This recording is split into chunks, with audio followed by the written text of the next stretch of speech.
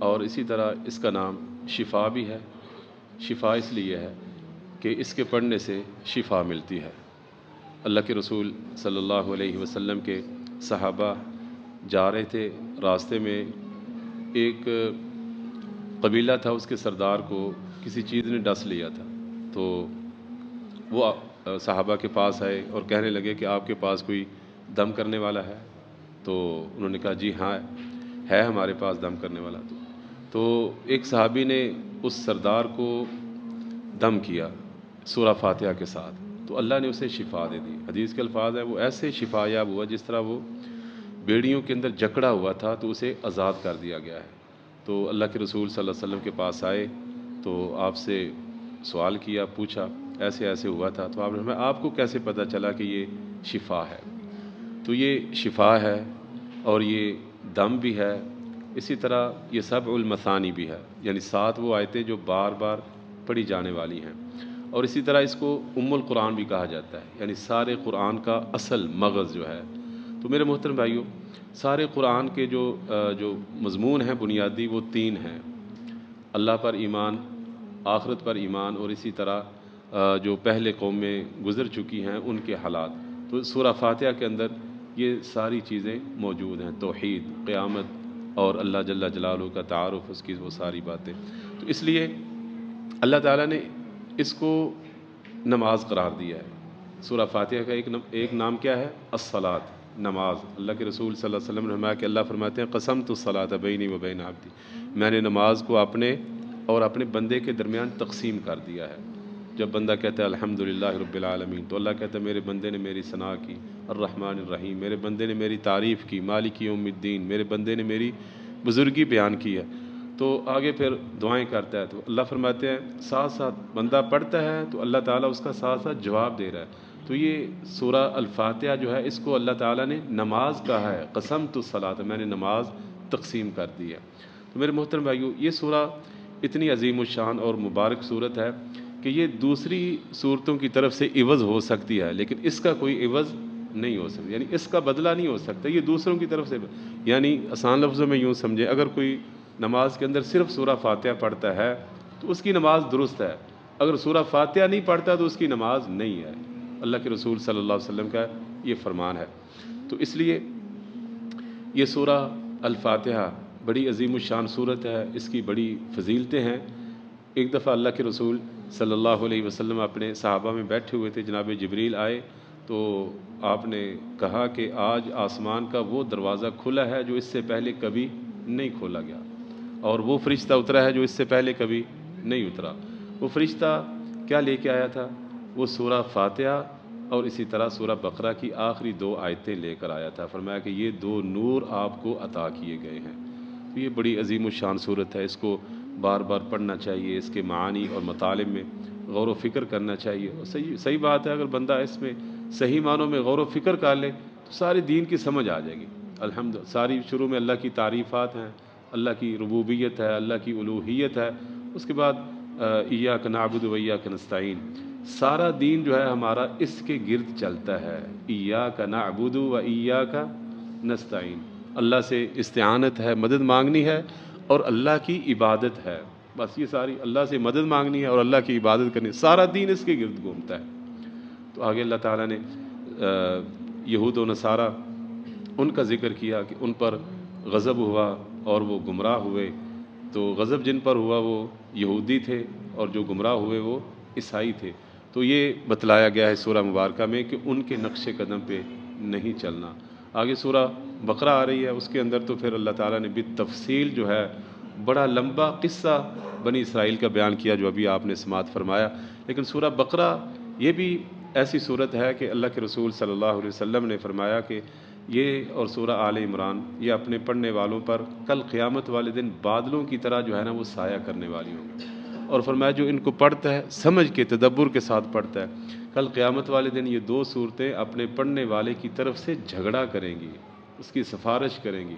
اور ایک روایت میں آتا ہے سورہ بقرہ کے بارے میں، فرمایا اس کا پڑھنا باعث برکت ہے، اس کا چھوڑنا باعث حسرت ہے۔ جس گھر میں یہ پڑھی جاتی ہے تو اس گھر سے شیاطین، جادوگر کسی قسم کا جو ہے نا وہ حملے نہیں کر سکتے، شیاطین جو ہے اس گھر پر تسلط نہیں رکھ سکتے جس گھر میں یہ سورہ بقرہ پڑھی جاتی ہے۔ سورہ بقرہ کے شروع میں اللہ تعالیٰ نے قرآن مجید کا تعارف کروایا ہے، ذالک الکتاب لا ریب فیہ، یعنی یہ وہ کتاب ہے جس میں کسی قسم کا کوئی شک نہیں ہے، یہ شک سے بالا تر کتاب ہے، کیونکہ یہ آخری کتاب ہے، اس کے بعد کوئی اور کتاب آنے والی نہیں ہے، اور یہ سارے لوگوں کے لیے ہدی للناس، لوگوں کے لیے ہدایت ہے۔ لیکن چونکہ اس سے ہدایت لیتے کون ہیں؟ تقوی والے، پرہیزگار، متقی، اس لیے اللہ نے کہا ہدی للمتقین، اصل فائدہ اس سے کون اٹھاتے ہیں؟ متقین۔ پھر اللہ تعالیٰ نے مومنوں کا ذکر کیا، اور اس طرح کافروں کا ذکر کیا، اور اس طرح منافقوں کا ذکر کیا۔ تو اللہ نے بتلایا اس سورہ مبارکہ کے شروع میں کہ لوگ 3 حصوں میں ہیں۔ لوگ کتنے حصوں میں ہیں؟ 3 حصوں میں۔ ایک وہ لوگ جو کافر ہیں، اللہ کو ماننے والے نہیں۔ آج دنیا میں دیکھیں جس طرح یہودی ہیں، عیسائی ہیں، بدھ مت ہیں، کمیونسٹ ہیں، اسی طرح ہندو ہیں، سکھ ہیں، اور پتہ نہیں کتنی قومیں ہیں جو اللہ کو مانتے نہیں، ان کو کافر کہا جاتا ہے۔ اور کچھ اللہ کو ماننے والے ہیں، ان کو مومن کہا گیا ہے، یؤمنون بالغیب، ان کی صفات اللہ نے بیان کی۔ اور پھر کچھ جو ہے نا وہ کافر، ان کا ذکر۔ اس کے بعد پھر اللہ تعالیٰ نے منافقوں کا ذکر کیا کہ لوگ پھر کچھ کیا ہیں جو اللہ اور مومنوں کو دھوکہ دیتے ہیں، بظاہر اپنے آپ کو کہتے ہیں ہم مومن ہیں، لیکن وہ مومن نہیں ہے۔ تو صحیح بات ہے، یہ ابتدائی 2 رکوع بندہ اس کی غور و فکر کے ساتھ، تدبر کے ساتھ اس کی تلاوت کرے، اور پھر اپنے آپ کو آئینے میں دیکھے کہ میں ان 3 گروہوں میں سے کس میں میرا شمار ہوتا ہے، کس میں میرا شمار ہوتا ہے۔ آیا کہ وہ الذین یؤمنون بالغیب ھدی للمتقین ویقیمون الصلاۃ ومما ان میں ہے، یا ان الذین کفروا سواء علیہم انذرتہم، کافروں میں ہے، یا ومن الناس من یقول آمنا باللہ۔ معذرت کے ساتھ جو ہمارے حالات بنے ہوئے ہیں نا، اس میں اگر اپنے آپ کو ہم ذرا ان آیات کی روشنی میں اپنے آپ کو اتاریں نا، تو یہ جو آخری ہے نا، وَمِنَ النَّاسِ مَن يَقُولُ آمَنَّا، جو کہتے ہیں ہم اللہ اور آخرت کے دن پر ایمان رکھتے ہیں، لیکن ایماندار وہ ہے نہیں، اللہ نے نفی کی ہے۔ بہت سارے لوگ اس پہ آئیں گے۔ میرے محترم بھائیوں، یہ قرآن پڑھنے کے لیے اور تدبر کرنے کے لیے اور اس پر عمل کرنے کے لیے، اس میں غور و فکر کریں۔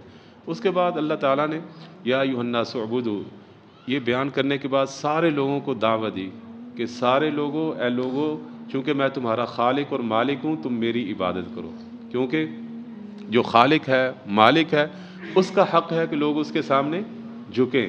وہ زمین کو پیدا کرنے والا ہے، آسمانوں کو بنانے والا ہے، زمین سے تمہارے لیے رزق کا بندوبست کرنے والا ہے، تو لہذا عبادت کا حقدار بھی وہی ہے۔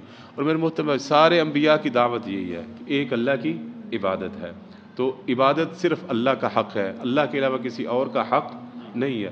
اللہ کا حق اگر کسی اور کو دیں گے تو کیا ہو جائے گا؟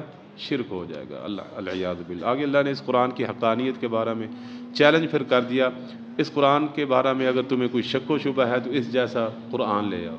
پھر دوسرے بڑا لمبا چوڑا چیلنج ہے، تو فرمایا بلکہ انسان نہیں، جنوں کو بھی ساتھ ملا لو، اس جیسی ایک صورت لے آؤ۔ تو جن انسان جو ہے آج تک اس قرآن جیسی ایک صورت بھی پیش کرنے سے قاصر ہے۔ آگے اللہ تعالیٰ نے جناب آدم علیہ السلام کی تخلیق، اس کا ذکر کیا، فرشتوں سے سجدہ کروایا، اور اس کے بعد پھر جناب آدم علیہ السلام کو جنت میں ٹھہرایا اور اس کا تذکرہ کیا۔ آگے انشاءاللہ وہ تفصیل سے بیان کریں گے۔ پھر جناب آدم علیہ السلام کو شیطان نے بہکایا، جس درخت سے منع کیا گیا تھا اسے ہی انہوں نے کھا لیا، پھر اللہ تعالیٰ نے نیچے اتار دیا، توبہ اللہ کے سامنے گڑ گڑائے، توبہ کی، اللہ نے توبہ قبول کر لی، لیکن زمین میں اتار دیا، اور اللہ نے ایک ہدایت کے طور پہ ہمیں بتلا دیا کہ میں نے جناب آدم کو جب اتارا تھا تو ساتھ یہ کہہ دیا تھا اب اترنا سب نے ہے، لیکن میں رہنمائی بھیجتا رہوں گا، ہدایات دیتا رہوں گا رسولوں کے ذریعے، کتابوں کے ذریعے، تو جو اس پر پیروی کرے گا اس کے لیے کوئی پریشانی نہیں، وہ دوبارہ جنت میں آ جائے گا۔ جس نے مانی نہ، پھر وہ العیاذ باللہ کہاں جائے گا؟ آگ والوں میں، استغفر اللہ۔ آگے پھر بنی اسرائیل کا تذکرہ شروع ہو گیا میرے محترم بھائیوں، جس کی ہم بات کر رہے تھے۔ اللہ تعالیٰ نے ان پر جو نعمتیں کی ان کا بھی تذکرہ کیا، اور اللہ تعالیٰ نے جو انہوں نے ظلم کیے، زیادتیاں کی، ان کا بھی اللہ نے تذکرہ کیا، اور اللہ تعالیٰ نے مختلف ان پر جو عذاب کچھ بھیجے ان کا بھی اللہ تعالیٰ نے تذکرہ کیا۔ میرے محترم بھائیوں، یہ سارا کچھ بیان کرنے کا مقصد کیا تھا کہ اے بنی اسرائیل، یاد کرو میری نعمتوں کو جو میں نے تم پر کی۔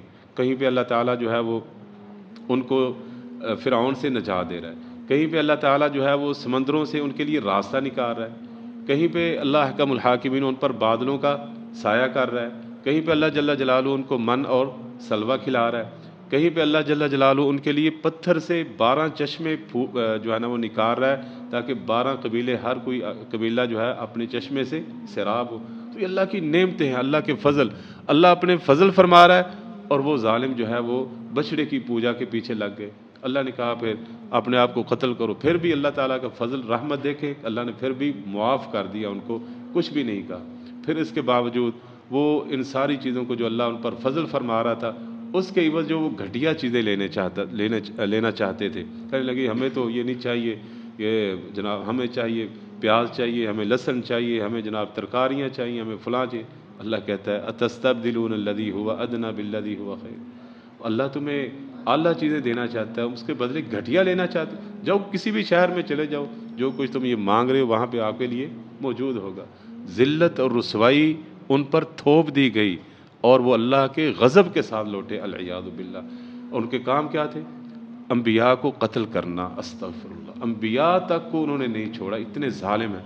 اور آج ہماری حالت یہ ہے، نوجوانوں کی پیچھے بھاگ رہے ہیں یہود و نصارہ کے، ان جیسی اپنے آپ کو بنانے کی کوشش کرتے ہیں۔ میرے محترم بھائیوں، ان پر اللہ کا غضب ہے، بہت بھاری غضب ہے، ان کے جرائم کی لسٹ بہت بڑی ہے۔